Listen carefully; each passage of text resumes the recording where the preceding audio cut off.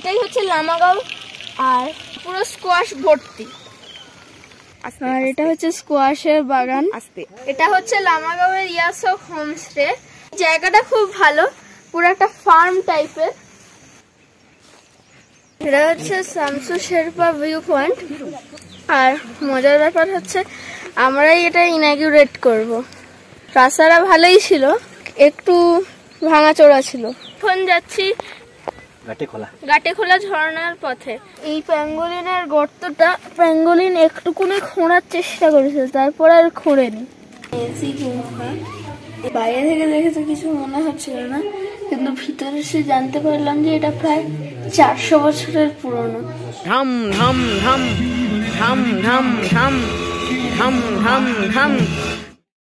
আমরা এখন সোনাদা থেকে বেরোচ্ছি। আমরা সকালবেলা ওয়াই দিয়ে ব্রেকফাস্ট করেছি। আমরা এখন যাচ্ছি লামাগাঁওতে। আর আমরা খুবই মজা করেছি, বিশেষত এই জায়গাটায় আমরা মজার খেলা খেলেছি। দেখাবো, আয়।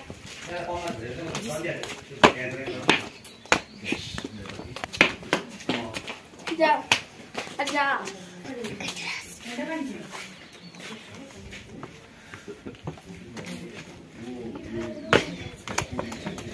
আজকে আমাদের সোনাদার শেষ দিন। আমরা কিন্তু এই সোনাদার ট্রিপটাকে খুব এনজয় করেছি। টয় ট্রেন, পাহাড়, তারপর মোনাস্ট্রি, নাচ, কুয়াশা সব মিলিয়ে বৃষ্টিটা মাঝে মাঝে গন্ডগোল করলেও এবার দারুণ কেটেছে আপার সোনাদার ট্রিপটা। ছবি টবি তুলে আমরা আবার সেই ছটকপুরের সাংঘাতিক রাস্তায় চলে এলাম। ওখান থেকে আমরা আবার ওই মেন রোডে চলে এলাম। ওখান থেকে আমরা দার্জিলিং হয়ে বিজনবাড়ি যাওয়ার রাস্তা নিয়ে নেব, কারণ লামাগাঁও হচ্ছে বিজনবাড়ির আরও বেশ খানিকটা উপরে। কিন্তু খানিকক্ষণ এগোতেই আমরা প্রচণ্ড জ্যামের মধ্যে পড়ে গেলাম। তো আমাদের ড্রাইভার আঙ্কেল বললো যে এই জ্যাম সহজে কাটবে না, তাই জন্য আমরা আবার পিছিয়ে গিয়ে ঘুম থেকে সুখিয়া বকরি যাওয়ার রাস্তা ধরলাম। সেই রাস্তা থেকে একটু ডান দিকে বেঁকতেই হচ্ছে জঙ্গলে ঢাকা বিজনবাড়ি যাওয়ার রাস্তা। রাস্তায় এত কুয়াশা ছিল যে আমি যেতে যেতে ঘুমিয়েই পড়েছিলাম, কিছু দেখা যাচ্ছে না বলে। আমার ঘুম ভাঙলো পুরো সোজা বিজনবাড়িতে এসে। এটা হচ্ছে বিজনবাড়ি। আমরা বিজনবাড়িতে হোটেল টিনটিন বলে একটা জায়গায় খাবার খেতে এসেছি। এখানে চা আর মোমো খাচ্ছি। আর এই জায়গাটা খুব ভালোভাবে ডেকোরেটেড, গাছ, তারপর চেরি, এটা টমেটো না লঙ্কাও না, আর বোগেনভিলিয়া ঝুলে আছে, খুব সুন্দর লাগছে। এটা হচ্ছে লামাগাঁওয়ের ইয়াসক হোমস্টে। আমরাই কিছুক্ষণ আগেই এখানে এসে পৌঁছালাম। এবার হোমস্টেটা দেখে মনে হলো ভালো। এই যে আমরা থাকছি নিচের তলাতেই, কারণ উপরের তলাটা এখনো ফিনিশ হয়নি। বাকি জায়গাটা খুব ভালো, পুরো একটা ফার্ম টাইপের। এখানে একটা এমনি কটেজও আছে, এটা আবার খড় দিয়ে করা। তো এখানেও থাকা যায়, কিন্তু আমরা তো দুজন আছি, তাই জন্য আমরা ওইটাই থাকি না, আমরা এখানেই আছি। আর এটা এখানকার ট্র্যাডিশনাল আর্কিটেকচারে বানানো। ঘাসের মাঝে একটা মজাদার জিনিস আছে, এই যে অনেক জায়গাতেই আছে, এই যে। আর এখান থেকে ভিউটা পার্টিকুলারলি খুব সুন্দর। যে লামাগাঁও ফেমাস হচ্ছে স্কোয়াশের জন্য, আর এই যে স্কোয়াশের চাষ করার জায়গা। এটা হচ্ছে নর্থ বেঙ্গলের একমাত্র ভিলেজ যেখানে স্কোয়াশ এই খুব বড় মাপে করা হয়, চাষ করা। আর এখানে এবং কাঠ লাগিয়ে একটা বেঞ্চও করা আছে, ন্যাচারাল বেঞ্চ। আর এই যে এটা হচ্ছে সবচেয়ে সুন্দর জায়গা, এটা হচ্ছে একটা ডেক, কাঠের তৈরি। এখানেও গাছ বসানো। একটা জিনিস লক্ষ্য করেছি যে এখানে কিন্তু খুব গাছ আছে বাড়িতে, বিশেষত ফুলের। এইটা আমরা ভাবছিলাম বসার জায়গা, এইটা কিন্তু আসলে জিনিসপত্র রাখার জায়গা।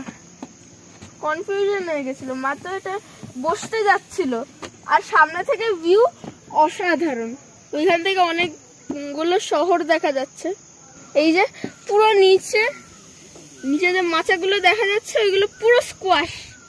এখানেও এইটাও স্কোয়াশ। এবার এইটা হচ্ছে কিচেন, পুরো করে কি বলবো, বাঁশ দিয়ে বানানো।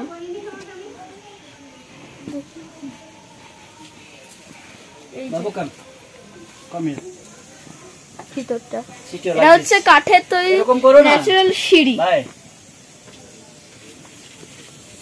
You can go like this.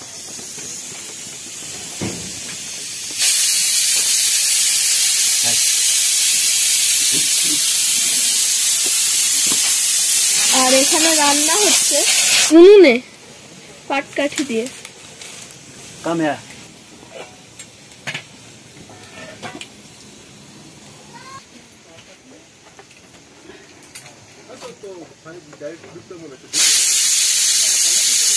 ওইসব নিয়ে বাবাকে ডাক,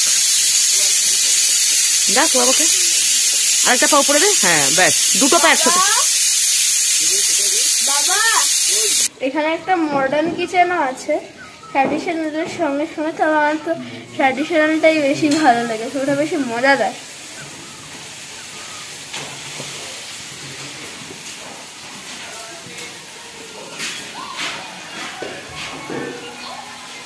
আর এখানে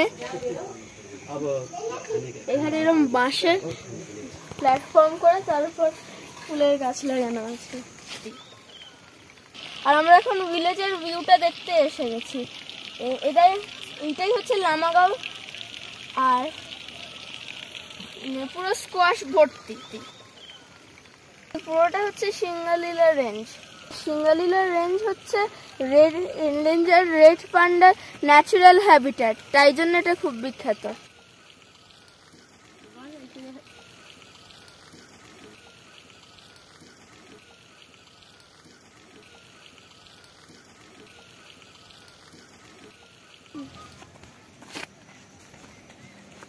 পারবিন? আমি যাব। আস্তে আস্তে আস্তে আস্তে, খুব ইয়ে আছে। হ্যাঁ, গড়গড় করে চলে যা।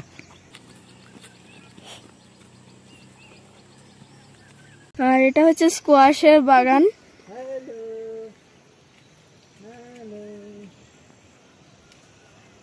আমরা এইগুলো তুলের হোমস্টেতে এসেছি। এইগুলো হচ্ছে চিন্ডে, এগুলোর আচার হবে। আর এইটা হচ্ছে স্কোয়াশ, এটা লাঞ্চে খাওয়া। শুধু আচার না, এটা মেডিসিনাল প্লান্ট। এটা হ্যাঁ, হাই প্রেসার আর সুগারের জন্য ভালো হবে। একদম এটা পরাঠা। হ্যাঁ, আলু পরাঠা বন্ধ, আলু পরাঠা বন্ধ হয়ে যাবে। আর শাক। আমরা এখন ঝর্ণায় ট্রেক করতে যাচ্ছি। তো মাঝ রাস্তায় আঙ্কেল আমাকে একটা লাঠি দিয়েছে, ভাইকেও দিচ্ছে। আমি বাবাকে ওই যেখান থেকে লামাগাঁওয়ের ভিউটা পাওয়া যাচ্ছিল ওইখানে দেখে নিয়েছিলাম। তো এসে দেখি যে সবাই দাঁড়িয়ে আছে, তো যাই।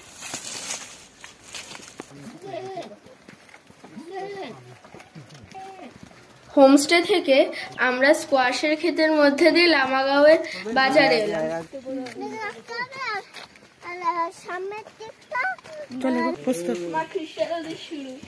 ওখানে কয়েকটা বাড়িতে এত ফুল ছিল যে আমরা প্রায় পাগল হয়ে গেছিলাম। রেটটা মনে হচ্ছে যেন মা গোমতী। চড়াই পাখি দেখা যাচ্ছে অনেকদিন পরে। কালকেই वाला था कि फोटो लूंगा। हाँ, मैंने देखा है उस कलर का वो। বাজার পেরিয়ে আমরা বড় রাস্তা থেকে বাঁদিকের একটা কাঁচা রাস্তায় ঢুকে গেলাম। আঙ্কেল বলল এই রাস্তা দিয়ে অনেকটা নামলে নাকি একটা ঝর্ণা পড়ে। এইটা ঝর্ণাটার নামই তো ভুলে গেছি, কিন্তু আমি এখন আমি ভিডিও নিই।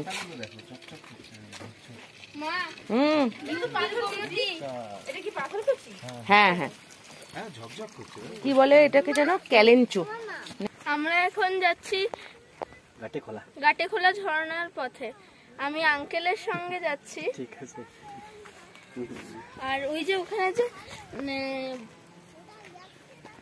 মেঘগুলো আছে, ওই মেঘগুলোর উপরে ঠান্ডা, নিচে গরম। আমরা সোনাদায় ওই লাইনটায় ছিলাম বেসিক্যালি।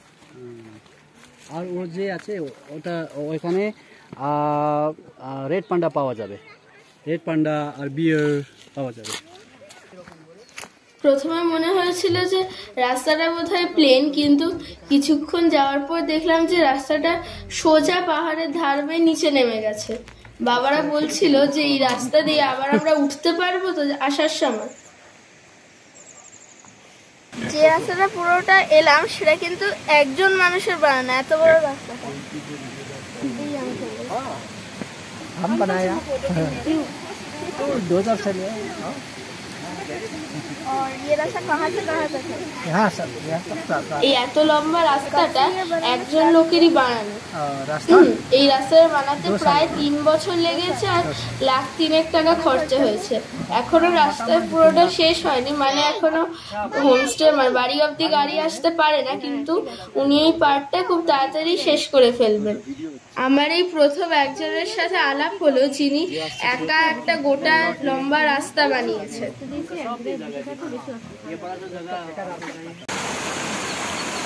এখানে আঙ্কেল ট্র্যাডিশনাল ফিশিং করছে। ট্র্যাডিশনাল ফিশিং হচ্ছে বিভারদের কায়দায় স্ট্রিমটাকে অন্যদিকে ঘুরিয়ে দেওয়া। একটা এডিবল ফ্রগ টাইপের, আর এটার এখানকার ভাষার নাম হচ্ছে খেখরো। এটা হচ্ছে তিতাপাতির গাছ।